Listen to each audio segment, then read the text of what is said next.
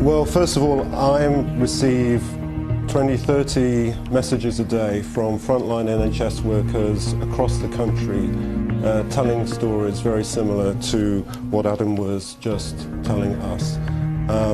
And honestly, it's sorry to say this, but it's a national scandal. We shouldn't be in this position. We knew in the last week of January that this was coming. The message from China was absolutely clear that a new virus with pandemic potential was hitting cities. People were being admitted to hospital, admitted to intensive care units and dying, and the mortality was growing. We knew that 11 weeks ago. And then we wasted February when we could have acted. Time when we could have ramped up testing, time when we could have got personal protective equipment ready and disseminated. We didn't do it. I'm hearing that not just personal protective equipment is not available, it's the wrong kind of personal protective equipment. What we have isn't even WHO standard. We're putting our health workers, who we've just all clapped here, in the front lines without the armour they need to defend themselves.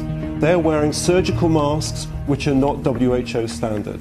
They're wearing thin plastic aprons which are not standard. And they're wearing rubber gloves which only cover their wrists, exposing their arms to danger, jeopardy. That is nothing short of a national scandal. How could we allow this to happen? The hypocrisy of clapping NHS workers and yet the government not supporting them to go into that front line is tragic, and it was preventable. I'm sorry to say, but it was preventable.